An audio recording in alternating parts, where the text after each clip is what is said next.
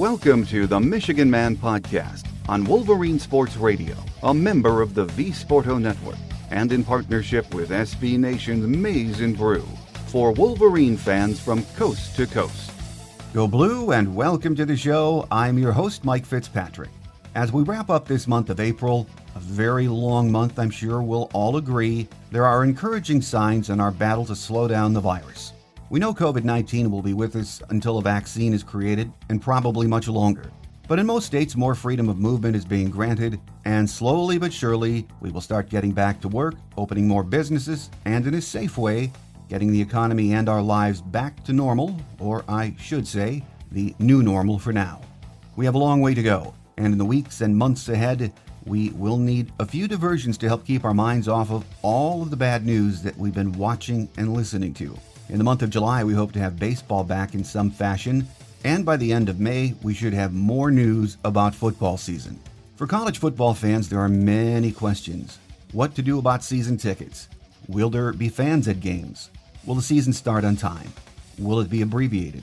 Or will it be moved to spring? We just don't know. What we do know is that we had 10 players hear their names called in last week's NFL draft, just one shy of the program record. My guest this week says we could have easily had 13 players chosen in the draft. Joining me next to discuss that and more is Isaiah Hole on our Game Day segment from the WolverinesWire and host of the Locked On Wolverines podcast. Here on the Michigan Man, so stay with us.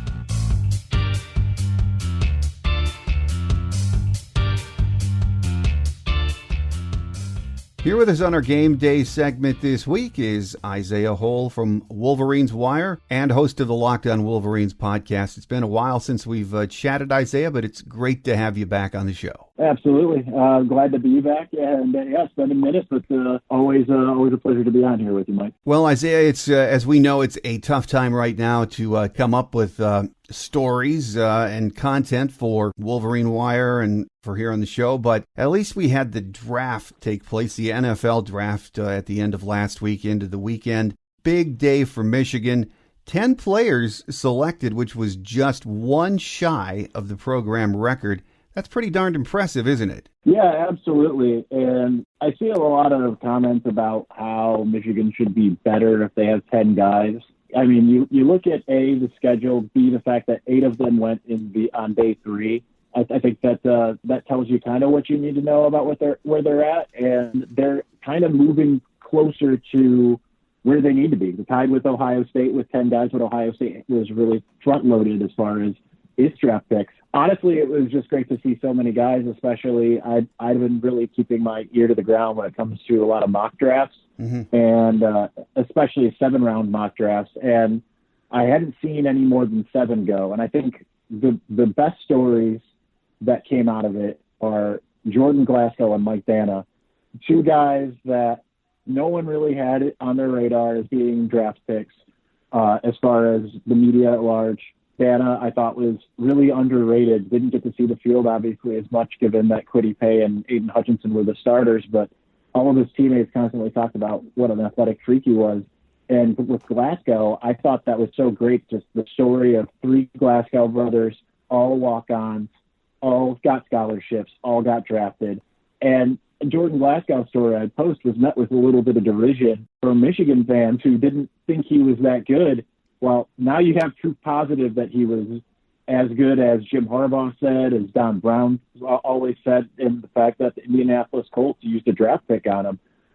They could have gone with, just about anyone else. And I think that's a great story that, he ended up coming strong in his senior year, the accolades quite that his brothers did, and still managed to make it into the NFL. I think that's incredible. And honestly, just to be able to have the draft and watch all these guys, it felt like we had sports again. And that was just at a time that we are accustomed to having spring football. It was great to have some semblance of some kind of football going on. Yeah, amen to that. Jordan Glasgow, one of my favorite players over the last few years. That really caught me by surprise when he did go.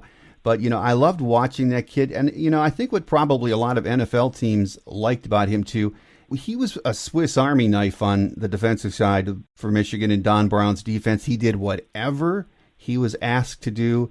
and the guy's tough as nails. So, yeah, that just proves if you go out and you work hard, and, man, is he so much smaller than his brothers, it's a great story. Oh, yeah, and that really shows how prescient the staff was last year. Harbaugh was saying that spring, a year ago, that Glasgow was outworking pretty much everyone, and that he had this, kind of deceptive speed. And then Pro Football Focus after the year put out that he was the nation's top tackler, not the conference's top tackler, the nation's. And people thought that was a little bit absurd, even though that's a statistical deal. But I mean, it just goes to show, like you said, tough as nails, super hardworking. He's a guy that no one thought would be there about 2 years ago or even a year ago. So that is a credit to him for recognizing what he had to do, earning that starting role, supplanted Devin Gill, who had started the year before, and got to where he needed to be. Well, 3 years ago, a lot of folks had Donovan Peoples-Jones before he ever stepped foot on campus as a high round first, second round pick, but he went in the fifth round. Did that surprise you, or was that about where you thought he'd go? I thought he'd go about a round earlier than that, given a lot of just what he kind of showed you on the field. I thought that he never really had a game that he took over. The one play that he's only known really kind of for, when you think about his Michigan career, one or two plays, maybe that Indiana touchdown where he was falling to his back and reached over his head and got the ball, or the 2018 Michigan State touchdown. I know he came out and said, too, afterwards he did everything Michigan had asked of him, but he never really kind of showed that elite athleticism that he's capable of. And honestly, you can see that he wasn't even thought of as the top receiver as far as the options that Michigan would go to. I wasn't surprised that he slid a little bit just for the sake of what did he show you. But at the same time, a guy with elite athleticism that like he has, I mean, you've seen how that works with a guy like DK Metcalf, who didn't really have a storied career at Mississippi State, but still managed to be an early round draft pick. I thought that someone would take a chance on him probably earlier than I thought, and I had him slated to be a fourth or fifth round guy.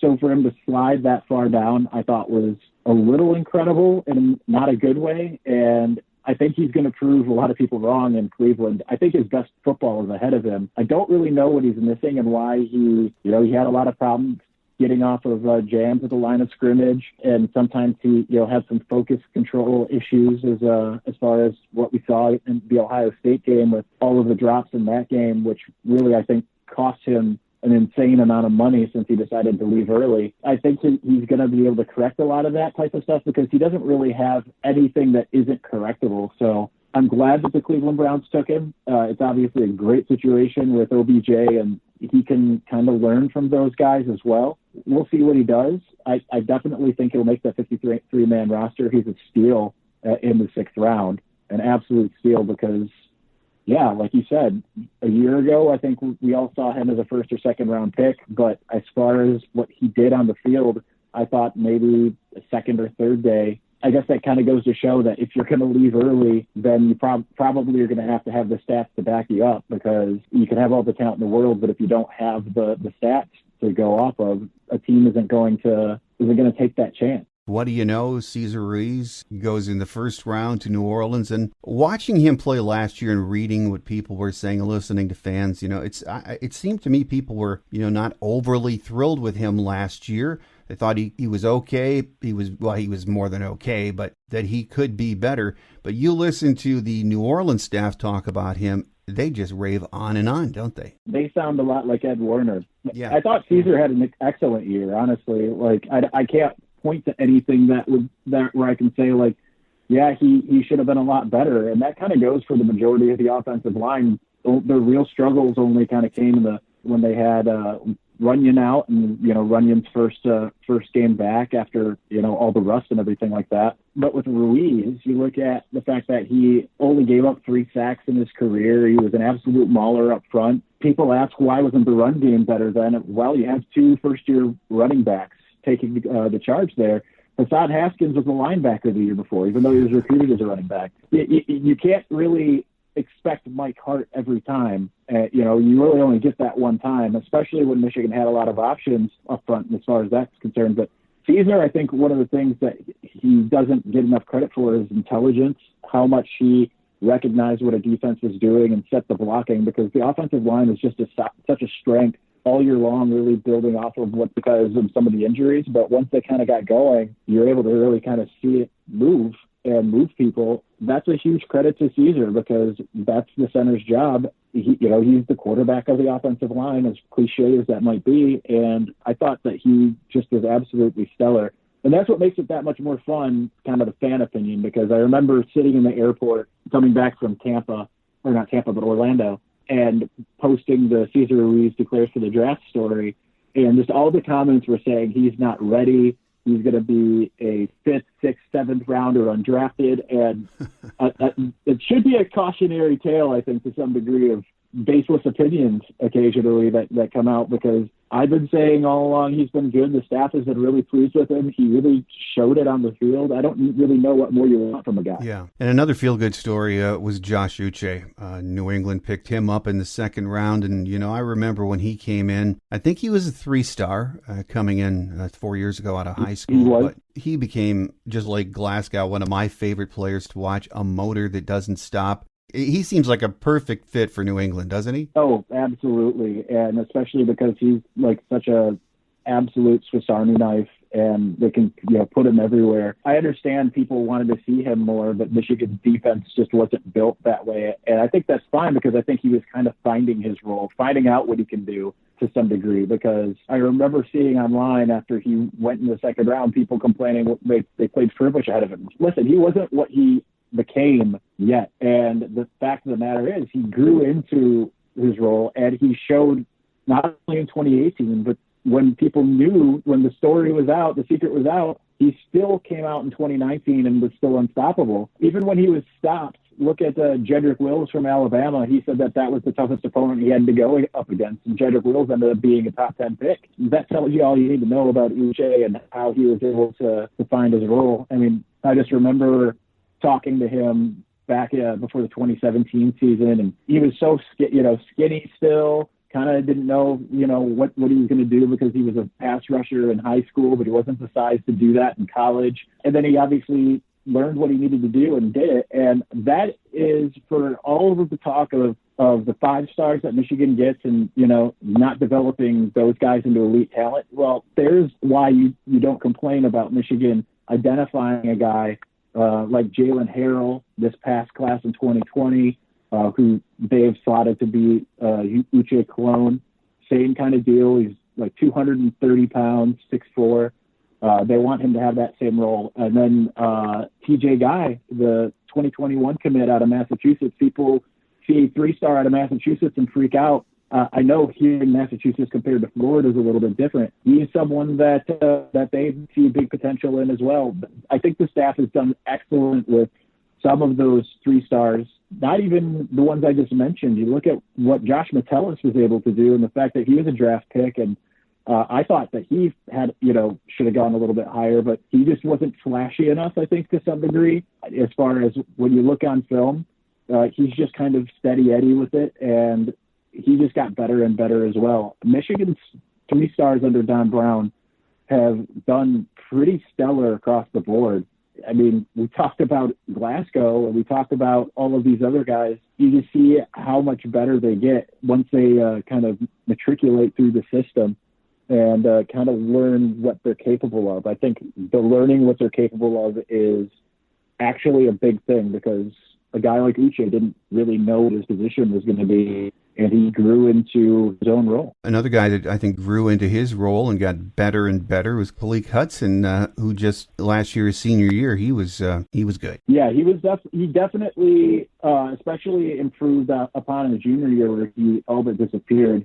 I think he's one kind of like Peoples-Jones, though, where he had some mistakes kind of late. It's kind of similar to the college football season. If you make the mistakes early, I don't think people notice as much, but a lot of his mistakes came in the Ohio State game.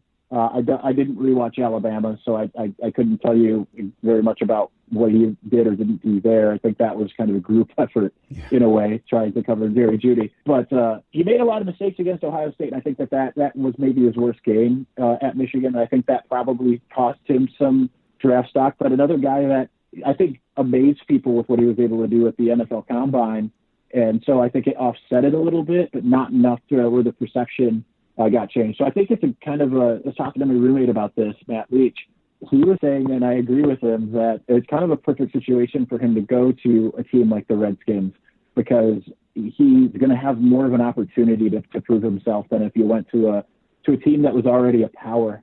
I think in that he's also kind of a tweener role. These teams don't really know what to do with the Viper position. But I think unlike Jabril, I think he has more of a penchant to be able to play in the box, to be able to be a linebacker as well as a safety. We've already seen that these Michigan linebackers can be somewhat undersized and still go and be amazing linebackers in the NFL.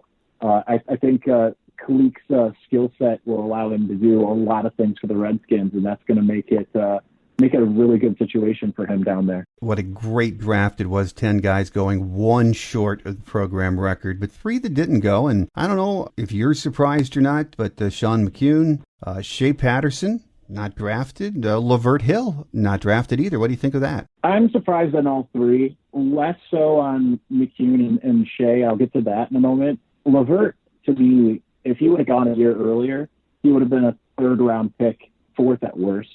And he didn't do anything in 2019 that suggested that he still shouldn't have been. I actually talked to his father about it yesterday, because he was shocked as well. I have no answers for him, because I don't think he did anything wrong. I don't think he did anything that would warrant not only being a late draft pick, but not getting drafted, especially when you're starting to see Southeastern Delaware State Community College getting cornerbacks in late, and Lavert's still sitting there. I read Lance Zierlein's breakdown post the combine of like the pros and cons of Lavert. He said he's undersized, he's not athletic. I don't buy either of those things. He's 190, 5'10 and a half. He's bigger than a lot of these corners that came off the board. I know the NFL is looking for, bigger, rangier guys. On top of that, Lavert has the capability of running a 4.4. I think he was just kind of hurt by not having that pro day. I don't really understand at all why he wasn't picked. As far as McCune goes, I think, again, that's just a case of not being flashy and just being a normal, technically sound tight end. I think a lot of these teams are now always looking for the next Jimmy Graham or Rob Gronkowski, just like that big, really amazing pass catcher and everything. McCune was just technically great. Yeah, he had some drops more so in his sophomore campaign, but I had asked a couple of years ago all of the tight ends, what do you think of Sean McCune? And they all said he is the model of a tight end. He's everything that you want in a tight end. He is just so technically proficient at it. I thought that he was someone that could have gone in the 6th round, maybe the 5th. I understand that Jack Gentry probably went in the 5th because he did have those Gronkowski-like measurables where McCune doesn't. I think that probably didn't help him. And with Patterson, it just felt like there was like a campaign to kind of downplay Patterson's capabilities. I just wrote an article that I posted about a half hour before you called, and Shea posted about he's going to be ready when his number's called. I still think he is a lot better than anyone gives him credit for. I think the problem is that there were these lofty expectations that come with being a 5-star quarterback, the top quarterback in your recruiting class. People expect you to have the kind of year that Justin Fields had this last year. People expect you to look like Trevor Lawrence because you literally, those are your peers. And he never had that. I think he started his career strong at Ole Miss, and he was going strong before the injury and everything. But I don't think enough credit is given to the fact that he's had 2 different locations in which he's had to perform. He's had 4 different offensive coordinators in his career. That in and of itself is challenging. He's shown the capabilities, and sometimes I think in 2018 particularly, he just wasn't given his best opportunity to go out there and showcase what he could do. And this past year, I think he would have had that, but he got injured on the very first play from scrimmage. And that's really, really difficult considering he really downplayed it and made it sound like he was fine. And turned out, based off of the conversations with people I've had close to him, that he wasn't fine. It was a pretty significant injury from what I was told, and yet he played through it and did his best. First quarterback in Michigan history to have 300-yard games in a row, and they came in 3 pretty important games: Michigan State, Indiana, and Ohio State. And I don't think his receivers did him very much justice in that Ohio State game. He could have had 400 in that game if in the third quarter there weren't those 8 dropped passes all pretty much in a row. I think he's a gamer and he has a ton of capability. I'm sure someone will sign him down the road. I don't really understand why he's not only undrafted, but he's still unsigned because, again, you've seen a lot of quarterbacks that are a lot less of a quarterback than Shea. A guy who has the 2nd and 9th best single seasons in Michigan passing history. He's 7th all time in Michigan passing after only having 2 seasons with 2 different offensive coordinators. I understand he's not the biggest guy. He's about 6'1", 6'2". He doesn't have the biggest arm, but he kind of has that it factor. Still threw for 60% in his career. Those are all benchmarks that you're looking for. I don't understand the Shea hate. Could he have been better? Absolutely. But given a lot of the circumstances, I can understand why he wasn't, I guess is what I'm saying. I think that all 3 of them are going to get their chances. Maybe McCune is a long shot. I do like him, though. I think he's really a solid player in every phase of the game. He got a good shot, actually. He signed with Dallas, and Dallas lost Jason Witten, so they've only got one other tight end whose name escapes me at the moment. So that's a great option for him. Likewise, Levert signed with Kansas City Chiefs pretty quickly, and I have no doubt that he'll make the 53-man roster there, regardless of who they have, just because he is an absolute lockdown guy and has shown that in 3 years as a starter. But Shea's the only one as of right now that hasn't signed anywhere. Before the draft, recruiting has been pretty hot. Right now, Isaiah, we have the number 10 class nationally, number 4 in the Big Ten. As of right now, with still a lot of scholarships to give, a lot of offers out there, it's a pretty nice class right now, isn't it? Oh, yeah, for sure. I mean, obviously, it's headlined by 5-star quarterback J.J. McCarthy. That doesn't really get any better than that, having one of the top quarterbacks in the country committed at the top position you're really looking for. I think people are obviously really, really excited about that, but the offensive line is incredible what they've built so far, and they've still got a lot of really feasible options on the table. 3 4-star guys in tackle Giovanni El-Hadi, who was the first commitment in 2021, committed over a year ago. Greg Crippen, who is from Massachusetts, but he was down at IMG Academy now. He's a center, but he can play guard as well. And then they also went out and got, names escaping me for a brief moment. The offense is looking really good with a lot of really good options. Defense, people are a little bit more disappointed because Dominic Judas, the 3-star out of New Jersey, defensive end, he's a pretty low-rated 3-star. I honestly haven't heard a lot about him, so I do know he grew up a Michigan fan, and that's why he committed on the spot the moment he got his offer. TJ Guy, who I mentioned earlier, he's another defensive end, but he's one that could definitely bulk up and be the interior guy. Michigan absolutely loves him. And Casey Finney, who is really notable that he's at Noble and Greeno School in Massachusetts. He's another lower 3-star guy. He's a linebacker, penchant for hard hitting, been kind of underevaluated. But why I mentioned his school is Michigan's in the thick of it with another interior guy, 4-star, Drew Kendall, who is a Boston College legacy, but strongly considering Michigan, looking for an academic school as well as a big football school. His best friend is Casey Finney, the Michigan commit. So Michigan's really been in his ear. They also have a 5-star punter kicker. And people scoff when you say 5-star. We're not going off a 24/7 sports rating. They get their own rankings from different kicking institutions who look directly at those specialists, the kickers, the punters, and the long snappers. He's a guy that plays at Orchard Lake St. Mary's, and Tommy Doman Jr. is his name. He grew up a big Michigan fan, got that offer, and committed. We all know how frustrating it is when you don't have a good punter or kicker. We saw some of those issues in 2017, particularly with both. Obviously, the punting's come along pretty well, but the place kicking has been hit or miss here and there with the rotation that they've had.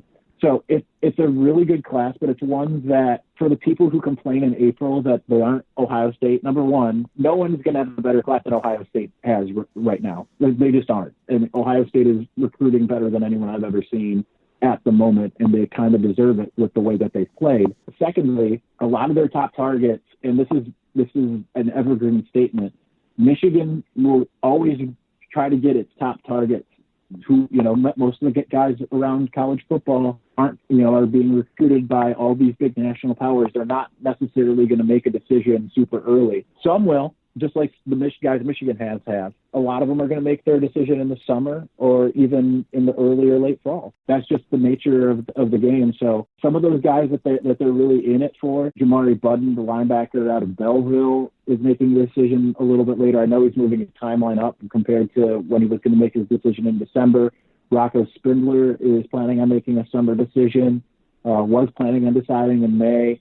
His teammate, Garrett Dellinger, other guys like Jay Toya, who's currently committed to USC as a defensive tackle. Michigan's been hard after him. Some others like Quentin Somerville out of Arizona, the defensive end, a four-star guy. Juder Colton, a four-star out of, I believe it's Tennessee, who's a linebacker. All these guys are making their decisions sometime May, June, July. Who knows how much it's going to be pushed back due to the current state of our country. Some of them, like Rocco told me, it is going to be a little bit later of a decision because he wanted to decide in May. They're in on a ton of these four-star guys. They're in great shape with a lot of them. I would bet that they're going to get most of the guys that they're really targeting and really trying to get on board here. They're recruiting some studs at cornerback too. One of them's a little bit more unknown in Tyreek Chappell out of Philadelphia. He's a three-star. But he's a guy that Mike Zorgich really likes.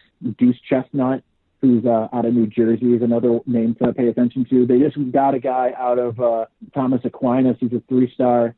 The name escapes me. He has offers from Alabama and Ohio State and Penn State and all of those types. LSU. If you're a cornerback, even if you're a three-star, if you have an offer from LSU and Ohio State and Alabama, obviously you're a lot better than the recruiting services are giving you credit for. And he ended his process last week and committed to Michigan. Right now, I think the class is looking really good. And I think another reason why people should pay attention to the rankings right now necessarily is because some of these guys they're going to go out there and do camps when camps can resume, and they're going to get eyes on them. They're going to get reevaluated. Such is the case for, I can't think of a Michigan player currently that is excited people more for next year than Giles Jackson. Well, Giles Jackson, at the time that at this time in 2018, he was a low 3-star in the 700. And he was a 4-star after the opening. And Michigan was one of the 6 schools that was heavily recruiting him early. And the others were like San Jose State and I think UCLA was in there. He made his decision to come to Michigan, and at that point, all these other schools came calling, and it's where you finish. It's not where you start. The good news is Michigan got a really good start. They are looking like they're going to finish pretty well as well. And, when you look at the Michigan offer list that we have out there, a lot of in-state kids have offers. I think the most in recent memory. It is a really good year for talent here in Michigan, isn't it? Oh, absolutely. And I don't really know where the top recruit in the state, Damon Payne, defensive end / defensive tackle out of Belleville. I don't know where his head is at all. I know he was feeling Michigan, but he was all, early when he was a freshman and was offered. He was also feeling Ohio State, all these other, big time schools. I feel like that's one of those recruitments that's going to go a while. Like I mentioned him. I mentioned his teammate, Jamari Budden. I mentioned the Clarkston guys and Rocco Spindler and Garrett Dellinger.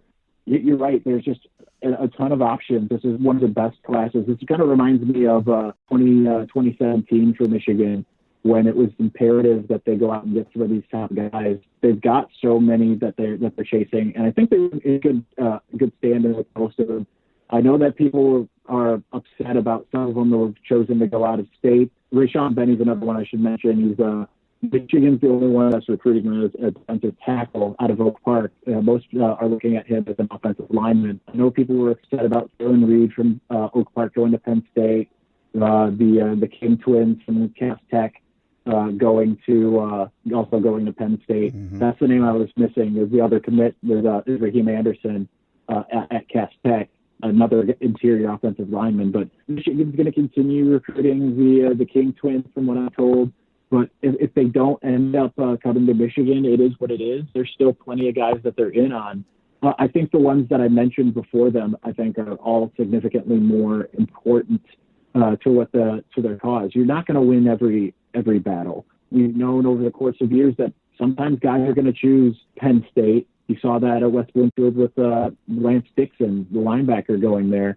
Every now and again, you're going to lose some. If you can keep them from going to either Ohio State or from going to Michigan State, and I think that's a lot more important than keeping them from going to Penn State of all places. And I think Michigan's got a good shot with most of them. I think it would hurt if Budden went to Penn State, but it would hurt a lot more if he ended up going to East Lansing or Columbus. I don't think Columbus is on the docket for him anyway. But well, here with us on our game day segment this week is Isaiah Hole from WolverinesWire and host of the Locked On Wolverines podcast. Isaiah, I think the burning question for all sports fans, in particular college football fans, is will we have a season?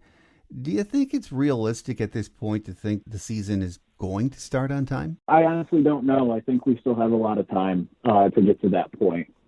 We still don't know where we're at coming out of our quarantine as of yet. We've seen the curve flatten. I know people are anxious to see what happens with the second wave. We'll know more basically when we get to June, because that's kind of, I think, when we're going to know kind of everything that we need to know. Right now, things are plateauing or have plateaued, and they have for a little while. We've obviously here in Michigan, we've got until May 15th to continue the stay at home before they reopen the economy. Once things start to open up, if we can keep everything kind of at bay, I wouldn't rule it out. I definitely think there will be some kind of changes if it does start on time, whether it's limited capacity stadiums or even a situation where you do like they were going to do for the NCAA tournament and not have fans. There's also the idea out there that they could push it back and have it start in spring. I think there's just a lot of options on the table, but we just don't know enough. And I don't really want to surmise and say we can do it, or no, we can't. We kind of get out of the woods a little bit and see where we're at. I think there's still plenty of time to make it happen one way or another. It's just a matter of getting through this this initial period, because we're still kind of in an early phase. Yeah, we are. And we all know Ward Manuel and the staff at Michigan and the athletic department have pushed back the ticket renewal date to June 1st, offering refunds even to those who've paid already. I know Ward in his last letter mentioned that, hopefully by June 1st we would have some clarity on what's going to happen. But you're right. I've heard a lot of scenarios talked about limited capacity, which would be fascinating to see how that works out with season ticket holders or no fans. Mm-hmm. But it is a real dilemma and a huge money question for all schools, isn't it? Absolutely. And I obviously this is not what anyone would have thought, the life we're living at the moment. I certainly hadn't. I was supposed to be going with my colleague Anthony Broom, Amazing Brew, back down to Orlando to go to Disney again in a week from tomorrow, but that's not happening now, obviously. But yeah, at least some of the money concerns can be somewhat alleviated, because I know people say they make a lot of money, but you know what, if you lose a full year, that puts you at such a disadvantage, and you can't just start it back up again. But if they do have it without fans, at least the TV revenue would be a part of it. There'd be an ability to recoup some of it. You wouldn't have to hire all of the type of staff that would normally be there for game days. You could do things in a much more limited capacity. But yeah, I think that because it would be such a backbreaker financially, they'll figure out a way to do something, whether it any of those options I mentioned, or maybe something that we're not thinking about as of yet. It would just decimate the athletic budget to the point where they would be having to cancel for at least a long time a lot of the non-revenue sports. And I know that's not something anyone wants to hear, and people want to act like they're just, because the athletic department has been in the black for so long, that would just be a selfish thing. But no, these things cost money, especially because there's only really 2.5 sports that are financially, breadwinners. If those go away, unfortunately, the other ones would have to as well. So I think that they'll find a way to protect that as much as they possibly can before they make some of those hard decisions. But we've seen already some schools altogether, like Urbana College in Ohio, shut down altogether. It's a matter of trying to protect the financial interests mixed with the public health crisis. And I think that they'll find a way to manage it well, because I think that's the only option that they have, is to do exactly that. Well, a final question for you, Isaiah, before we let you get out of here. I'm optimistic that there's going to be some kind of a season, whenever that is this year. But if we do have that, whether it's this fall or even next spring, do you feel pretty good about what kind of team Michigan is going to put on the field? I do. I really do. And maybe a little bit too optimistic, because my gut tells me to still expect 2 to 3 losses, because that's what we've seen every year. Like, my head, as far as evaluating what they have, you lose, obviously you lose 10 guys, or 13 guys rather. Then you lose a couple more because you had a couple transfers. I like a lot of what they have. I think kind of looking at some trends is what kind of makes me somewhat hopeful for the season as far as offensively, because yes, you have 4 new offensive linemen who are going to be playing, starting no less. You have a new quarterback. You're going to have at least 1 new starting tight end to go along with Nick Eubanks, who had some starts along with Sean McKeon. Wide receivers obviously got the most they're bringing back on the offensive side, but they have some continuity that they haven't had since 2016. And I think that that's a huge deal. The fact that they have an offensive coordinator returning, these quarterbacks that have been on campus, they're not going to be learning a new offense. The offensive linemen have been there learning from Ed Warner. And I know that they're kind of more in the position that you would expect Michigan to be in some of the past years back in Lloyd Carr times, where if they lost 4 offensive linemen back under Lloyd, or all the way back under Bo, people weren't usually that concerned because it was like, all right, next man up. That was kind of the role that a lot of these guys were playing. You saw how that kind of worked at the quarterback position in 2016. The fact that Wilton Speight was able to come in and really have an excellent year before his injury against Iowa. I mean, Michigan was putting up 21 points in the first quarter and a half. Every single game. Every game was pretty much boring, with a very, very few exceptions. And a lot of it had to do with Wilton Speight. He knew exactly what was tasked of him. He knew the playbook from having been there. They haven't had a quarterback offensive coordinator combo on campus, whether they played or didn't play, going into a season where they would, you'd have that quarterback playing and that same offensive coordinator since 2016. Because 2017, it was still Wilton Speight, but it was Pep Hamilton. 2018, it was Shea Patterson with Pep Hamilton. Last year, it was Shea Patterson and Josh Gaddis.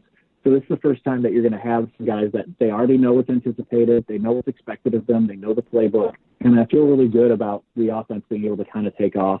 Not to mention all kinds of weapons on offense, a running backs room that has essentially 5 guys that could start a lot of places across the country.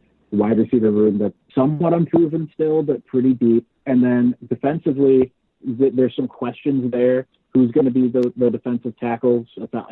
Outside of Carlo Kemp, we've got to see a bit of Jeff State and Chris Hinton in the bowl game. Is Mozzie Smith and Donovan Jeter, are they going to be able to step up? You've got the returning defensive ends. You got a bunch of guys that should step into really good secondary roles on defensive end. Linebackers obviously got some questions as well, because you lose Khalid, you lose Jordan Glasgow, but you still got Cam McGrone. I feel really good, though, about some of the guys that they have. Some guys that have been, again, in the room for a while, in Michael Barrett, who could be the Viper, or he could be Sam linebacker.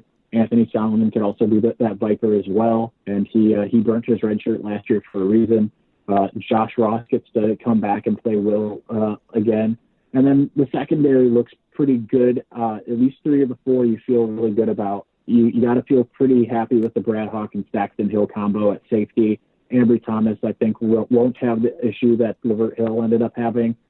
Because I think his speed and playmaking ability is just obviously a little bit more obvious than it was for Lavert. And then the question is it going to be Vincent Gray, who I know the staff absolutely has loved for basically since he got on campus? Fans I know aren't as high on him, but you know what? With younger guys, it takes sometimes a little bit of experience, because you can't teach experience. I think that he can grow into that. Or is it a guy like DJ Turner, who, again, burnt his red shirt last year on special teams that they really liked? Or it could even be a freshman in Andre Selden, who, from all reports, was excellent in what, they didn't have spring, but in winter conditioning. And he's a ball hawk speedster guy from his time at Belleville. So there's a lot going on there, but and there's a lot of questions that have to be answered. more so on the defensive side than the offensive side, but I feel like they are definitely poised to go and if they can get a win at Washington, I think that given what they do against Wisconsin and Penn State at home every time that they play in Ann Arbor, I think that's and the fact that Michigan State I don't see as being anywhere close to being a contender for a year or two. I think that everything looks really good. It's still just that game at the end of the schedule where I don't know how they get it done, because Ohio State does not take Saturday off against Michigan.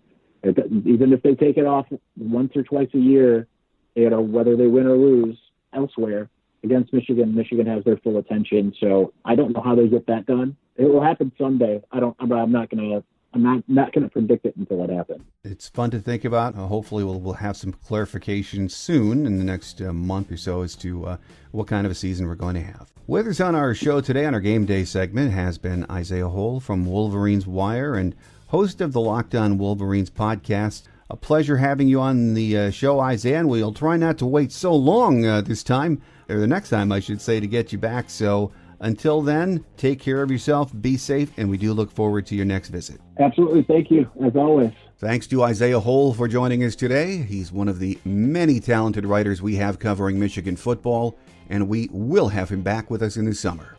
As April rolls to a close, it's that time of year again. Time to slow things down here at the Michigan Man. We do this every year, but just a reminder for you, in May, June, and July, we will publish 2 shows a month. Then in August, we're back on our weekly schedule, and hopefully that means we're previewing the coming season. We shall see. At any rate, we aren't going away, just slowing down to enjoy time with family and sort of recharge our batteries. Our next show will be on May 13th. I'll probably throw together a Michigan Man commentary each month too, and I will give you a heads up on Twitter and Facebook when those publish. So as we close out this month, I wish each and every one of you a safe and happy summer. Let's pray that the coming weeks and months will bring encouragement that we are, if not winning, slowing the spread of this horrible virus. Once again, we'll be back with our next show on May 13th. I'm your host, Mike Fitzpatrick. Have a wonderful and safe Wolverine week, everyone.